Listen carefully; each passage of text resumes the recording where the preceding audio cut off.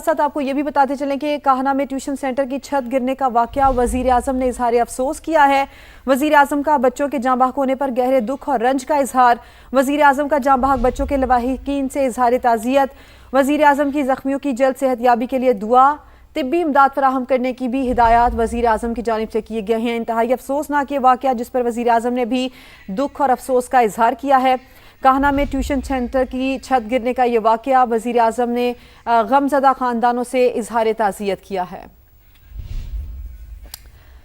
नाज़रीन, इसके साथ साथ आपको ये भी बताया, ट्यूशन सेंटर की छत गिरने के वाक़े पर वफाकी वजीर अब्दुल अलीम खान ने भी इजहार अफसोस किया है। मासूम बच्चों की जानों के ज़िया का सुनकर दिली अफसोस हुआ। अब्दुल अलीम खान का ये कहना है कि काहना का सानहा इंतहाई तशवीशनाक और काबिल फ़िक्र है। वफाकी वजीर अब्दुल अलीम खान की जानिब से दुआ भी की गई। उन्होंने कहा कि अल्लाह ताला मुतासरा खानदानों को यह सदमा बर्दाश्त करने की तौफीक अता फरमाए।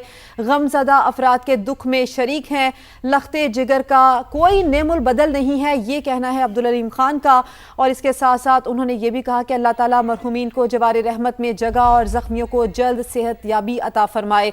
वफाकी वजीर अब्दुल अलीम खान ने कान्हा ट्यूशन सेंटर के सानहे पर इस अफसोस का इजहार किया है और मासूम बच्चों के जानों के ज़िया पर दिली दुख हुआ है, ये उनकी जानिब से कहा गया। ये भी कहा कि कान्हा का सानहा इंतहाई तशवीशनाक और काबिल फ़िक्र है। और वफाकी वजीर अब्दुल अलीम खान ने यह भी कहा कि अल्लाह ताला मुतासरा खानदानों को यह सदमा बर्दाश्त करने की तौफीक अता फरमाए। मौजूद नहीं है, ऑपरेशन क्लियर है और आपने जो क्लोजिंग करनी है कर लें। मुझे सिर्फ ये बता दीजिएगा कि कुल बच्चों की तादाद कितनी थी? देखिए, हम ये कह रहे हैं यहाँ से रेस्क्यू करने वाले लोगों को जो रेस्क्यू किया गया उनकी तादाद 20 थी, लेकिन ऐसी सूरत हाल में जब हमारी एम्बुलेंस ज्यादा मूव करती हैं तो हमारे पास उस तरह से डाटा मजीद आधे पौने घंटे बाद इसमें 2-4 लोग ज्यादा हो सकते हैं। लेकिन इब्तदाई इन्फॉर्मेशन आपको मैं जो दे रहा हूँ वो 20 लोगों को यहाँ से शिफ्ट किया गया है और हमने बहुत सारे बच्चों को यहाँ से पल्सलेस शिफ्ट किया। अनफॉर्चुनेटली 10 बच्चों की डेथ्स कंफर्म हो गई है और बाकी भी बच्चों में से कुछ की हालत इंतहाई तशवीशनाक है। हम दुआ करते हैं कि वो सबसे कम।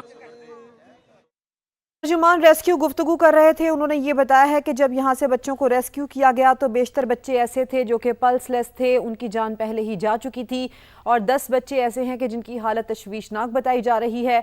रेस्क्यू का अमल किस तरह से मुकम्मल किया गया, उनकी जानिब से बताया गया कि यहाँ पर ये कंजस्टेड एरिया है, यहाँ पर एम्बुलेंसेस को पहुँचने में भी वक्त लगा और इस तरह से यहाँ पर ये रेस्क्यू का अमल मुकम्मल किया गया है। इससे पहले फहद भट्टी हमारे नुमाइंदे हमारे साथ ही मौजूद हैं।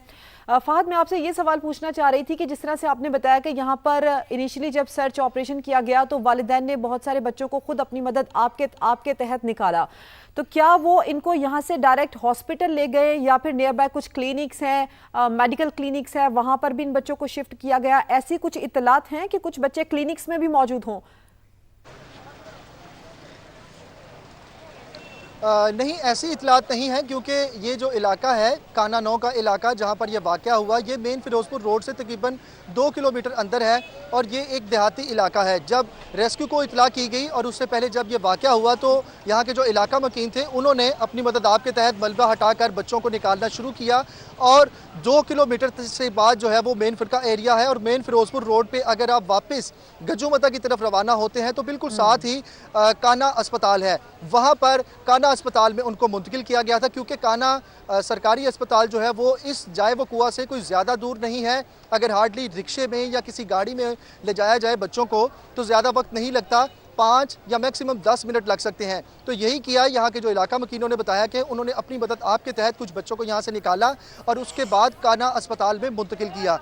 मजमूई तौर पर इस ट्यूशन सेंटर में 35 बच्चे पढ़ते थे और 35 के 35 बच्चे जो हैं इस वाक़े की जद में आकर जो है वो मलबे तले कुछ लोग जो है वो इंजर्ड हुए। कुछ बच्चों को फौरी तौर पर तिब्बी इमदाद फराहम की गई और वहाँ से निकाल लिया गया जो ज़ख्मी नहीं हुए और कुछ बच्चे ऐसे थे जो शदीद ज़ख्मी हुए और मलबे तले दब कर जिन्होंने दम तोड़ दिया, जिनको अस्पताल मुंतकिल किया गया और वो पल्सलेस थे। रेस्क्यू की जानिब से भी बताया गया और कुछ को तशवीशनाक हालत में अस्पताल मुंतकिल किया गया और उनकी अस्पताल पहुँच कर डेथ हो गई। जबकि कुछ बच्चे अभी भी ऐसे हैं जो इस वक्त THQ काना और उसके अलावा जनरल अस्पताल में अब भी ज़ेरे इलाज हैं, जिनमें से 2 या 3 की हालत जो है वो इंतहाई तशवीशनाक बताई जा रही है।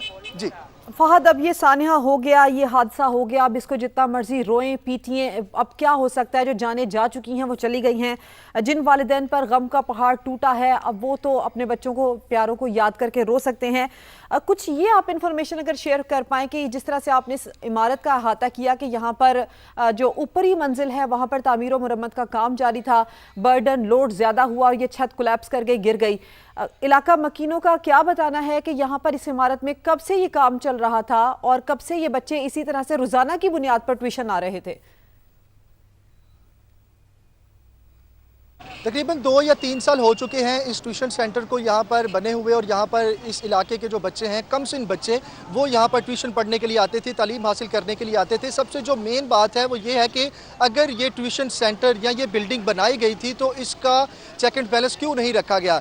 LDA डिपार्टमेंट, उसके अलावा जो लोकल गवर्नमेंट के डिपार्टमेंट है वो इसकी मंजूरी देते हैं बिल्डिंग बनने की। बाकायदा तौर पर नक्शा मंजूर किया जाता है, नक्शा मंजूर होने के बाद इजाज़त दी जाती है कि आप किसी घर की या किसी इमारत की तामीर कर सकते हैं।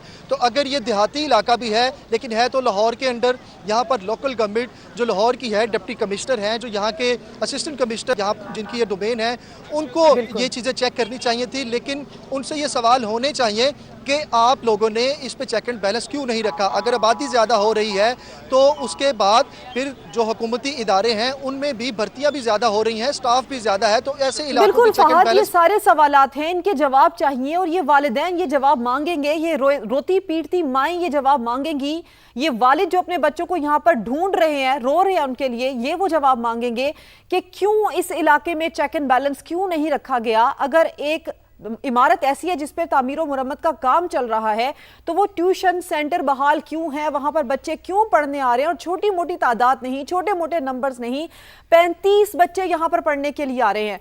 तो अगर ये बिल्डिंग ज़ेरे तामीर है, यहां पर तामीर और मुरम्मत का काम चल रहा है, तो यहां पर ये 35 जाने क्यों आई और ये 35 जाने का सवाल, इसका जवाब कौन देगा? और इस नुकसान का अब क्या ही हर्जाना होगा? क्या इस नुकसान को भरा जाएगा? जिनकी गोदें उजड़नी थी वो उजड़ गई, जिनके प्यारे बच्चे जाने थे वो सारी जिंदगी के लिए चले गए, लेकिन ये अफसोस, ये सवालात पीछे रह गए हैं। ये इंतहाई अफसोसनाक जो वाकया पेश आया है, कितने घरों के चिराग इस वक्त बुझ चुके हैं और कितने बच्चे ऐसे हैं जो कि हॉस्पिटल के अंदर जिंदगी और मौत की बाजी में कशमकश हैं। ये बताया जा रहा है कि 10 बच्चे ऐसे हैं जिनकी हालत तशवीशनाक है, जिनको हॉस्पिटल मुंतकिल किया गया है, और इसके साथ साथ ये भी बताया जा रहा है कि 14 बच्चे जान बहक हो चुके हैं, ये कंफर्म हो चुका है। काहना में ट्यूशन सेंटर की छत गिरने से 14 बच्चों की हलाकत, घर के मालिक समेत 3 अफराद को गिरफ्तार कर लिया गया है। तो ये लेटेस्ट अपडेट सामने आई है, इसी की तफसील जान लेंगे। जहांगीर खान हमारे साथ मौजूद हैं। जहांगीर, बताइए।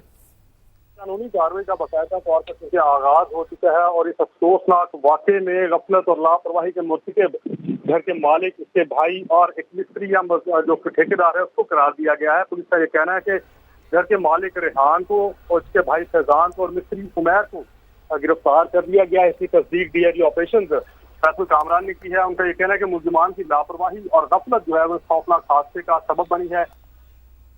जी ठीक है। जहांगीर हमारे साथ मौजूद थे। तो लाहौर में काहना में ट्यूशन सेंटर की छत गिरने से 14 बच्चों की हलाकत का मामला और घर के मालिक समेत 3 अफराद को गिरफ्तार कर लिया गया है और अब कार्रवाई का आगाज किया जाएगा। घर का मालिक है रेहान, उसका भाई फैजान और मिस्त्री उमैर को गिरफ्तार किया गया है। और जहांगीर, अगर आप मुझे सुन पा रहे हैं तो अपनी बात मुकम्मल कीजिएगा।